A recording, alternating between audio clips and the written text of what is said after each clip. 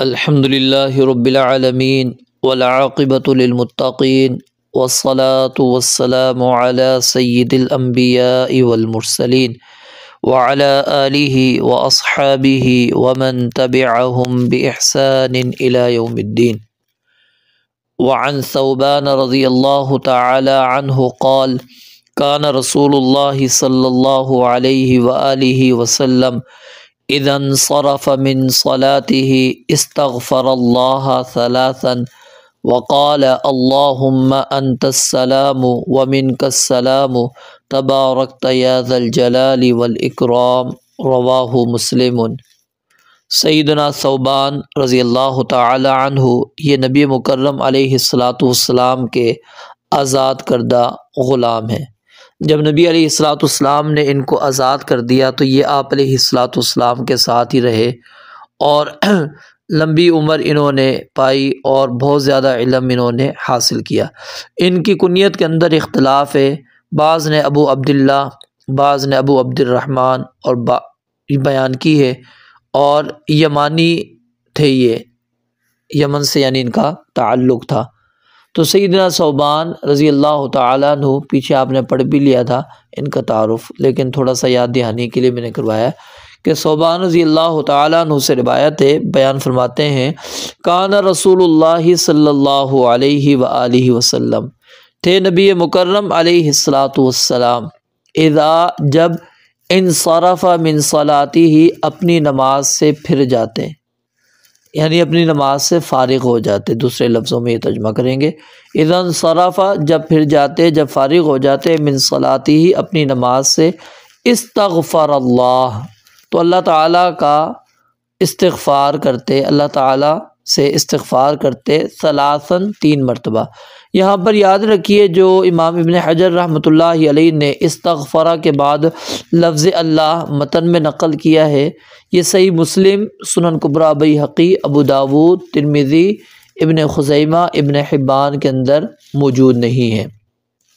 اور درست بات بھی یہی ہے کہ لفظ اللہ جو ہے یہ متن میں نہیں ہے. اگر یہ لفظ اللہ متن میں ہوتا تو ولید اپنے استاد اوزاعی سے یہ سوال پھر کیوں کرتے کہ کیف الاستغفار، کہ وہ استغفار کیسے کرے؟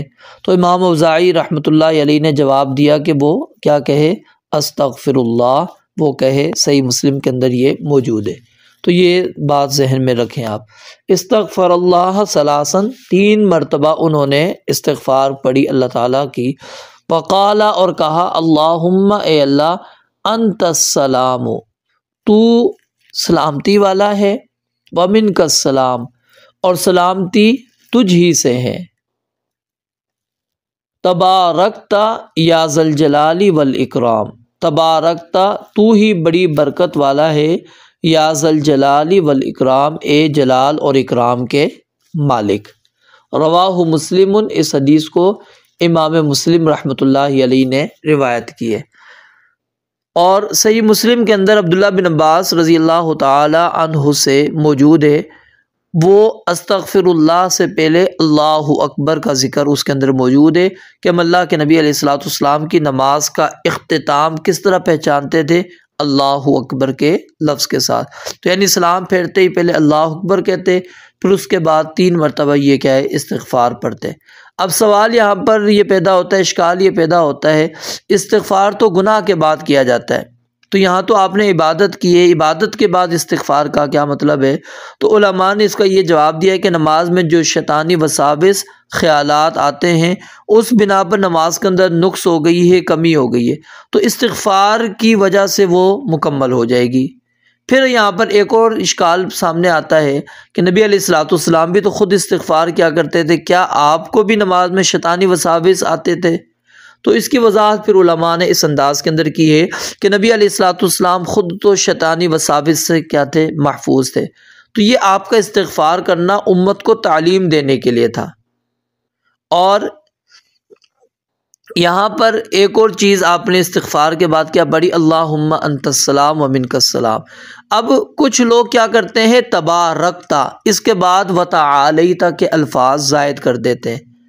تو یاد رکھیے جو اذکار جو دعائیں نبی علیہ الصلاۃ والسلام سے جس طرح منقول ہیں، جن الفاظ کے ساتھ منقول ہیں ہمیں اسی طرح ہی پڑھنی چاہیے، نہ اس میں کمی کرنی چاہیے نہ ہی اس میں اضافہ کرنا چاہیے، کیونکہ یہ توقیفی ہیں، دعائیں توقیفی عبادات کے اندر آتی ہیں۔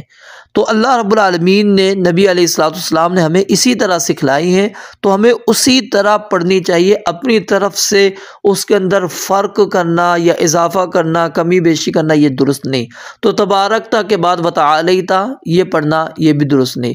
اور بعض کیا پڑھتے ہیں اللہم انت السلام ومنک السلام، اس کے بعد یہ الفاظ زائد کر دیتے ہیں وَإِلَيْكَ يَرْجِعُ السَّلَامُ حینا ربنا بالسلام وادخلنا دار السلام، پھر اس کے بعد پڑھتے ہیں تبارکت یا ذی الجلال والاکرام۔ تو یہ اضافہ بھی کسی بھی صحیح حدیث سے ثابت نہیں ہے، تو یہ اضافہ کرنا یہ بھی کیا ہے؟ بدعت ہے، اور اسی طرح تبارکت کے بعد ربنا کا اضافہ کرنا یہ بھی کیا ہے؟ بدعت ہے۔ تو نبی علیہ الصلوۃ والسلام نے جس انداز میں جس طرح ہمیں دعائیں سکھا دی ہمیں اسی طرح پڑھنی چاہیے۔ تو اللہم انت السلام ومنک السلام تبارکت یا ذی الجلال، یا کے بھی الفاظ آتے ہیں بعض میں یا کے بغیر تبارکت ذی الجلال والاکرام، ٹھیک ہے۔